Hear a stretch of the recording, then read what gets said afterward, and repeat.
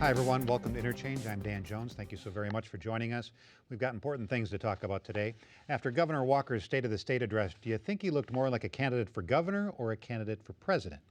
We'll talk about the tragic shooting at Purdue University, and we will talk about what, if anything, could bring the Grand Avenue Mall in Milwaukee back to life. Let me introduce everybody. You know Kevin Fischer, former broadcast journalist, longtime political analyst. And everybody who reads in Milwaukee knows Joel McNally, longtime newspaper columnist. And of course, we have Gerard Randall, education consultant and local job creation expert. Rick Horowitz will be along with commentary at the end of the show. Let's talk first about Governor Scott Walker. He gave a pretty long State of the State speech the other night where he repeatedly talked about how well the Wisconsin economy is doing, how many jobs he's helped create, and his plan to cut taxes yet again. He certainly came across as someone who was extremely confident that both he and his state were on the right path. Would you agree, Gerard? The governor was trying to channel his penurious side in that State of the State address. What? Can you say that on public TV? I just did. I watched the speech, and the sense that I got was that as he launches into his bid for a second full term, he wants people to be well aware of the realities of squeezing every nickel out of state government that can be squeezed that should go back to the taxpayers. And with this surplus, even within his own party, he's going to have some spirited debate as to how that money ought to be spent. Every politician has friends that will want to weigh in on how that surplus ought to be allocated. Even Senator Ellis came up with his own idea of how it should be reallocated, and certainly there are a number of people in the party that would like to see that money go in a direction that the governor probably will not sign off on. I do believe, though, when all is said and done, at least half of that tax rebate is going to end up, or at least half of that surplus is going to end up in the form of some kind of tax rebate. And the other half of those funds, after some serious negotiation, will probably end up towards road building, infrastructure reform, and then putting some money back into the coffers for rainy day fund. He repeatedly and very directly in this speech, which I haven't seen him do a lot before in the State of the State, he really ripped into his predecessor, Jim Doyle, by name directly. Well, he's done that in practically every speech I've ever seen him give, which is kind of absurd. Jim Doyle was governor during the worst recession in history, the second worst economic crisis in history. And there were jobs lost in this state and all across the country as a result of the Bush administration. The weird thing to me, I guess it's not weird because it's an election year, the idea of giving away billions of dollars, $1 billion or $500 million, is what politicians like to do in election years. But of course, the reason why he's in trouble with some Republicans is it's not a very conservative position to give away money you don't have. And in fact, what is projected to be a surplus doesn't exist. Maybe it will, maybe it won't. We know that this state is very poorly managed, and is among the worst in the nation in creating jobs. So that may never come to pass. But he's giving it away. And you got to remember, if there is a surplus, where it came from. It came from education. It came from throwing 77,000 poor people off of health care. It came from killing unemployment for people out of work. I mean, that's where it came from. And instead, he's going to give it back to some of the wealthiest people in the state. I have to give him this credit for this. In the income tax cut he proposed, he's only applying it to the lowest income bracket. That is exactly where all tax cuts should be aimed, not at the top, because the property tax cut he's talking about, it said in the newspaper it will amount to about $100 for what they call the typical homeowner with a $150,000 home. Well, besides the $100 that those taxpayers are going to get, which they'll never it won't make a ripple and it won't make any difference, except Scott Walker will get a reputation as someone who cut taxes. But how much will it amount for the typical old $2 million homeowner or the $4 million home, people who have homes that you can see from outer space? Those are where most of those property taxes are going to go. There are not many like those in to the Wisconsin. highest income people in this state. I've got to say one thing real quick, though.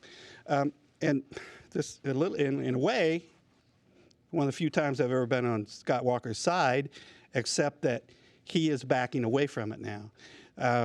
The Democrats and even some Republicans made a big deal out of the fact that he introduced from the stage people who had been out of work, who got jobs while he was governor. I mean, who cares about that? That's a phony thing. Yeah, we assume people got jobs. But the fact that Scott Walker shared the stage with someone who the media has identified as a sex offender is suddenly some kind of scandal that the Democrats are, giddy about, that they can point out that he did this stupid thing and that his staff didn't vet the guy very well to be up there in front of the entire legislature.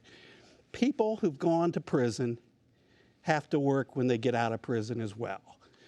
It is absurd to make this some kind of a scandal that a company in Wisconsin actually hired someone who'd been to prison. And then to call this guy a sex offender, he in fact was convicted of a third-degree sexual assault, which is not rape, it's not even sexual congress. It's absurd to make that a scandal. It's absurd to me that Scott Walker is now backing off of the guy, saying we never would have had anything to do with the guy if we'd known that. But the saddest part of it is the company that hired that man, who proposed him to the governor as a guy who'd been out of work a long time and has been a terrific employee for the past year, that company now says because of this smearing this gentleman publicly, they're now looking into the hire. And I hate to think that guy might get fired. Someone who needs work and needed work for a long time, and his company says he's been an outstanding employee.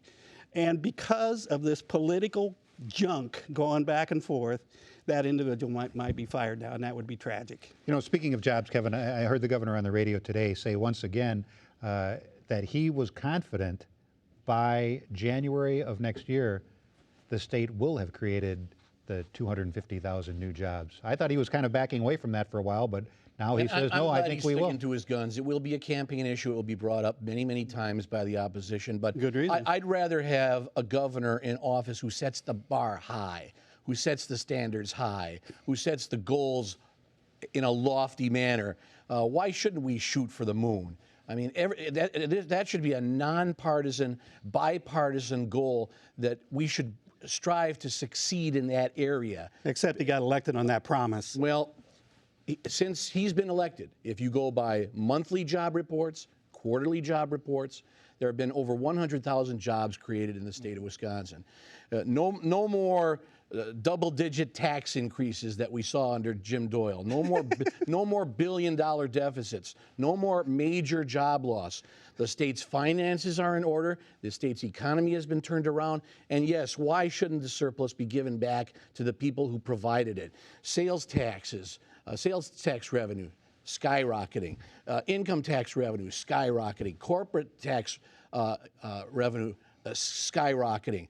That's because the economy in Wisconsin is doing pretty darn good under the economic reforms that this governor and the Republican-controlled legislature have put in place. And I think that bodes well for his reelection later this year. Thank goodness that we're talking now about surpluses and income tax cuts and property tax cuts when this has been a tax hell for decades. Finally, the beleaguered taxpayers in this state have something to smile about. Except that the next budget, it is projected, will start out with nearly $1 billion deficit that has to be covered. That's why some of the Republicans don't like this tax giveaway. Well, I can tell you this, having worked in the legislature. Sure, the legislators, they all have their own ideas, as you talked about. But when the dust clears, I think the governor is going to get most of what he wants. All right, next topic. Can we talk for just a few minutes about the horribly tragic shooting at Purdue University, which left a 21-year-old former Milwaukee Marquette High student dead? A 23-year-old student is in custody, and police aren't even hinting at a possible motive yet. Even if you ban the possession of all guns in the country, is there really any way you can stop a mentally unstable person who wants to kill somebody from doing it? Well, you can certainly stop many of them from getting access to deadly weapons, particularly ones that kill lots of people. In this case, only one individual was killed, and boy, you know how it is so tragic, because college should be the time that every young person's life is being shaped, who they're going to be. They find out who they are, and they find out who they're going to become. And this individual was a particularly gifted, talented person. It's a tragic story, and of course, because of the local connection here, it got a lot of attention, and because of what's happening on college campuses across the country with mentally unstable people getting access to deadly weapons. Yes, I mean, you can't stop every one of these incidents, but boy, the fact that the Congress of the United States refuses to even try to stop any. That to me just shows the failure of politics.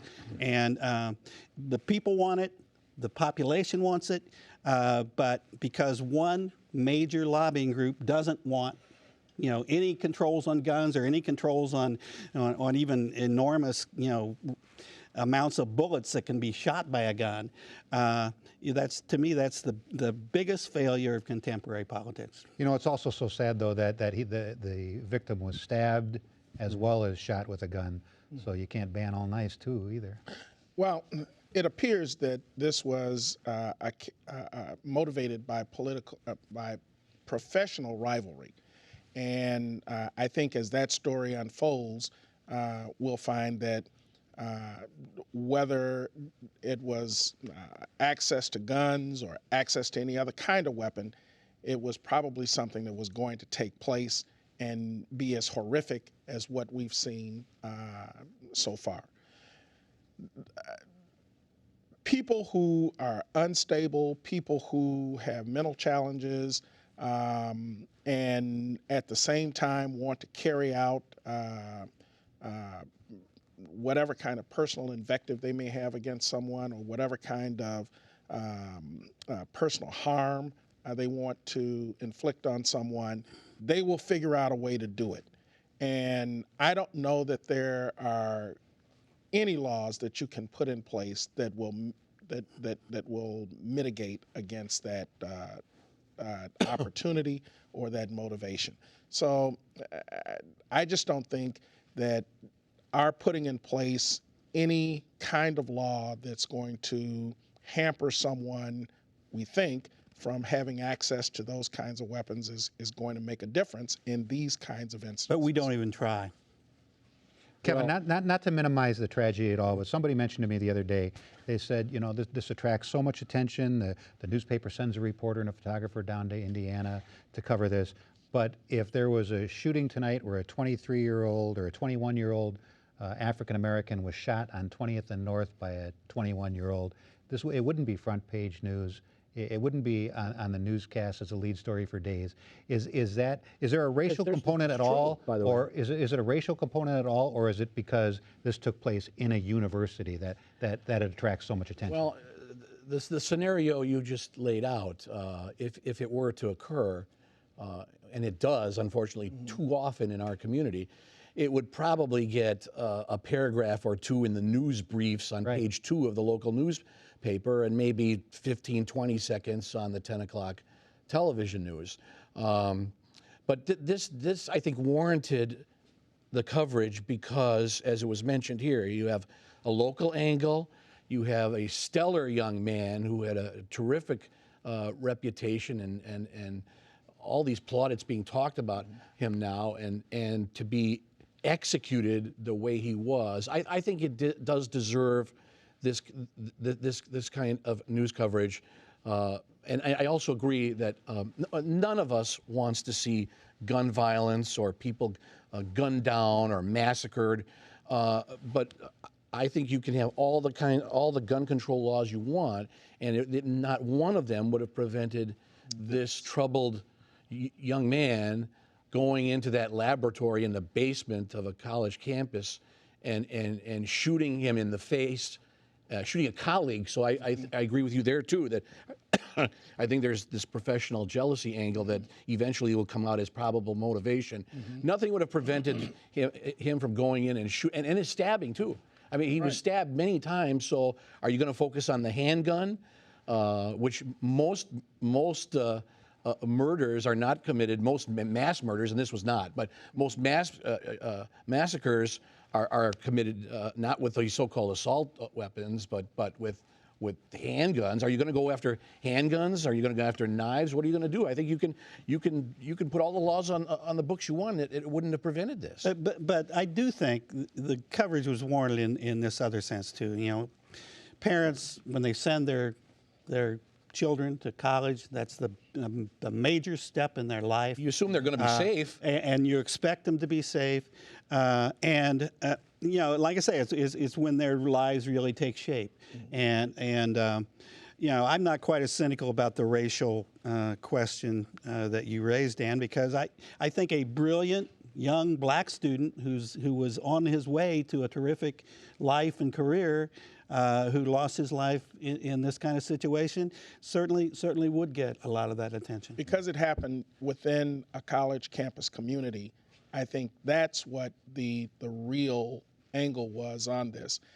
You can read the Chicago Trib, and almost every single day they're going to have paragraphs on murders, on stabbings, on horrific woundings that have taken place in various neighborhoods in that city. But certainly this became a banner headline because of where it occurred, and that's on a significant and the college campus. lost promise, the lost potential. All right. There's been a resurgence of talk recently about what can be done to save the Grand Avenue Mall in downtown Milwaukee. When it opened more than 30 years ago, it was supposed to be the crown jewel of the downtown shopping experience. If you go there now, I did the other day, it's really more like a ghost town.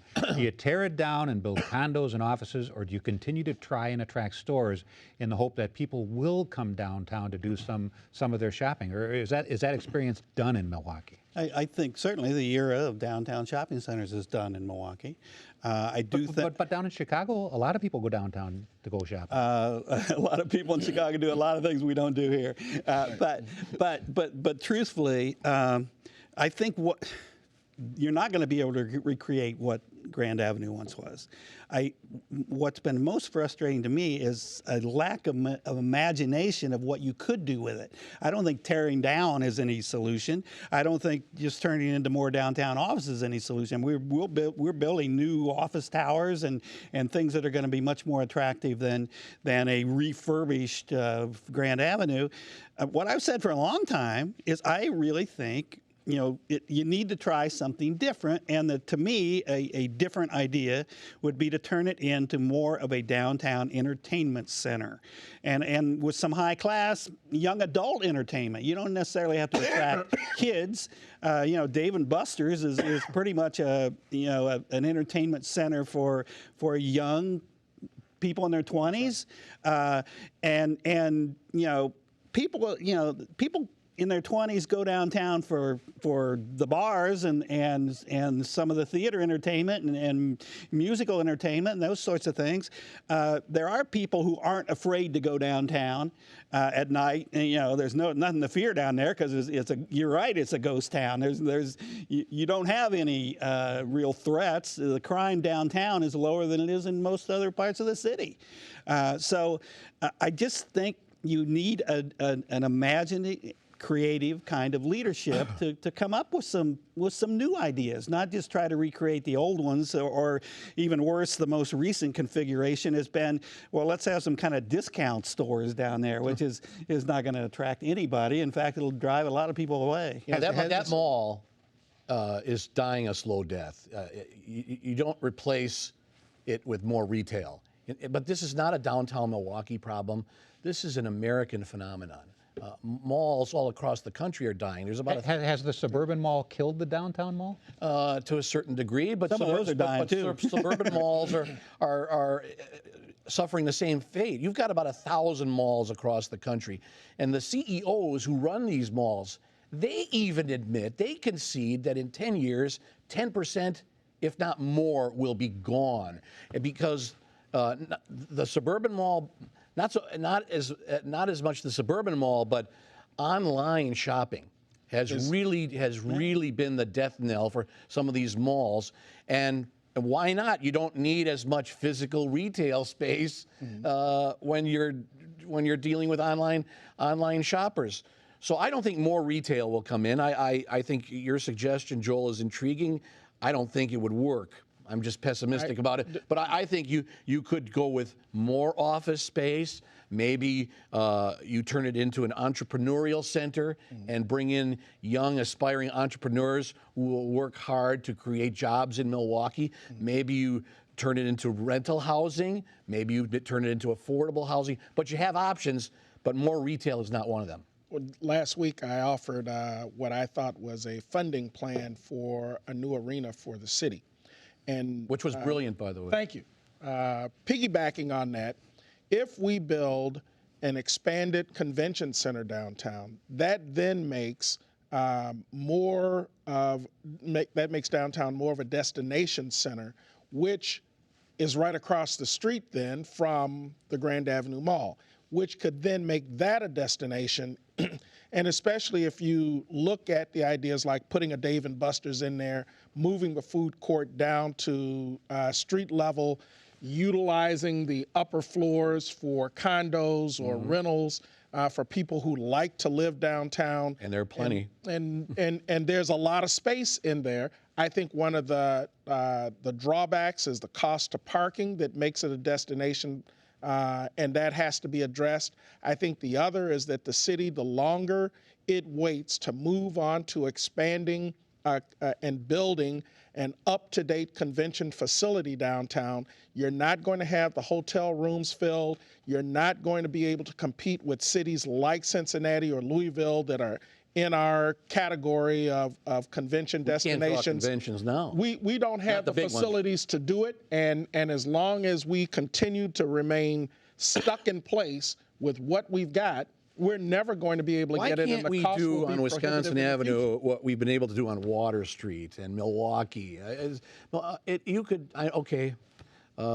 My dear departed dad would always say, you could shoot a cannonball down Wisconsin Avenue and not hit anybody, and it's true. Right. But yet on the crossing streets, we've got all kinds of activity and excitement, and we have not been able to create that on Wisconsin Avenue. And I don't know why. Maybe it is a lack of vision. Right. Maybe it is a lack of Investment. the right venues. Right. Yeah, and investment as well. All right. Well, it was just last week that our friend Rick Horowitz was talking, hypothetically of course, about politicians doing favors for wealthy friends. And then this week came the news from the Commonwealth of Virginia. But let Rick tell the story himself. Rick.